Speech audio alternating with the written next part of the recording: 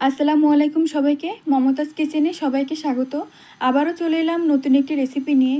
চলুন বন্ধুরা, রেসিপিটি শুরু করা যাক। আজকে আমি তৈরি করব মিষ্টি দই। মিষ্টি দই তৈরি করার A to Z আপনাদের সাথে শেয়ার করব। আপনারা সবাই খুব ভালো পারেন। আমি যেভাবে তৈরি করি এটাই আপনাদের সাথে শেয়ার করব। মিষ্টি দই তৈরি করার জন্য আমি এখানে 1.5 চামচ পরিমাণে টক দই নিয়েছি। ভালোভাবে জল ঝরিয়ে ফেটে নেব 5 থেকে 10 মিনিটের মতো। এবার দই তৈরি করার জন্য আমি এখানে ফুল ফ্যাট আমুল গোল্ড দুধ নিয়েছি। একটি টুথপিকের সাহায্যে মেপে নেব কতটা আমি ঘন করব তার জন্য।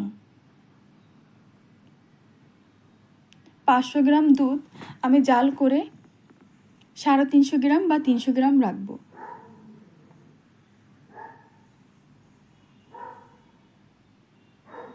কন্টিনিউ নাড়াচাড়া করব যাতে দুধের উপরে সর না পড়ে যায়। যদি সর পড়ে যায় তাহলে দইটা খুব ভালো আসবে না, ছাকড়া ছাকড়া একটা ভাব চলে আসবে দইয়ের ভিতরে।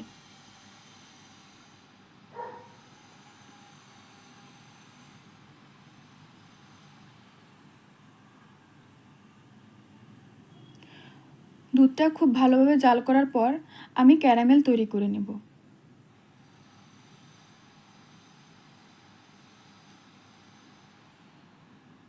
ক্যারামেলটা তৈরি করার পর এখানে আমি গরম সামান্য দুধ দিয়ে ভালোভাবে আরও জাল করে নেব।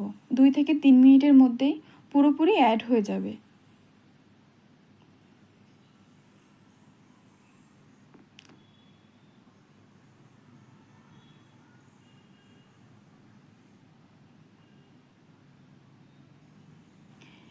এইবার দুধটা আমি অ্যাড করে দেব ক্যারামেলের মধ্যে, দিয়ে আরও 10 মিনিটের মতো নাড়াচাড়া করে দুধটা ঘন করে নেব।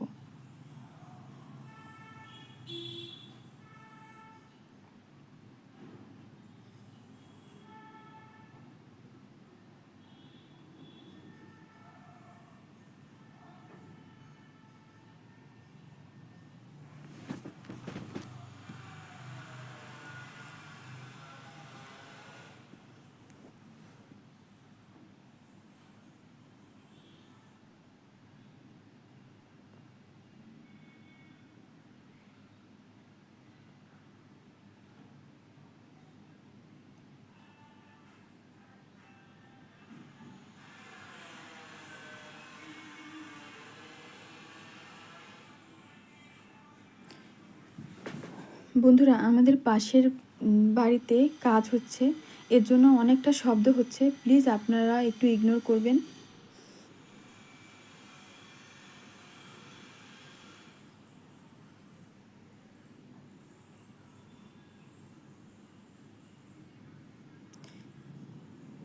এবার দুধটা ভালোভাবে টেনে আসলে এবার আমি তুলে নেব। তুলে নিয়ে ঠান্ডা করে নেব, উষ্ণ গরম করে নেব। চেক করে দেখব 1 মিনিট রাখা যায় কি না আঙ্গুল চুবিয়ে। এবার যে টক দইটা আমি রেডি করে রেখেছিলাম এটা আরেকটু ফেটে নেব।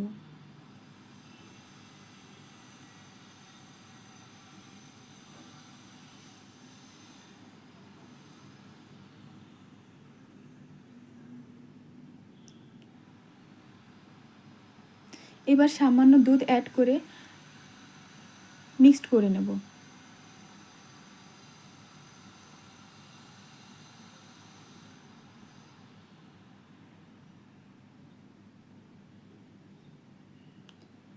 এবার টক দইটা মিশিয়ে খুব ভালোভাবে নাড়াচাড়া করব।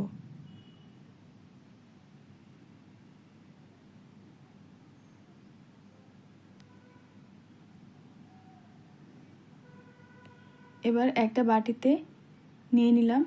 বন্ধুরা, আমার একটা বড় বাটি ফুল হয়েছে এবং একটা ছোট্ট বাটিতে হয়েছে। এবার একটা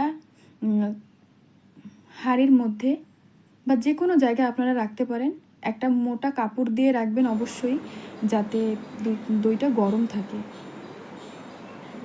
এবার আমি ঢাকা দিয়ে একটা জায়গায় গরম স্থানে রেখে দেবো রান্নাঘরে।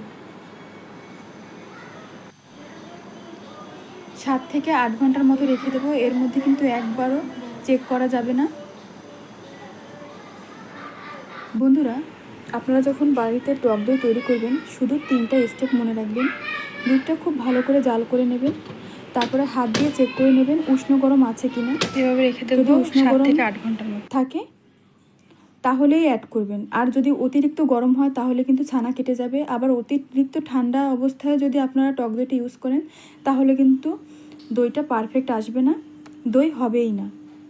এই হচ্ছে কাজ, আর তেমন কোনো কাজ নেই। শুধু এই 3টা স্টেপ মনে রাখলেই হবে। দেখুন বন্ধুরা, সকালে আমি 8টা থেকে 8-9 ঘন্টা পর আমি বের করেছি, কত পারফেক্ট দই হয়েছে। আপনারা অবশ্যই লাইক কমেন্ট শেয়ার করে দেবেন বন্ধুরা। আপনাদের কাছে ভালো লাগলে আপনাদের একটি কমেন্ট আমাকে আরও নতুন ভিডিও বানাতে উৎসাহিত করে।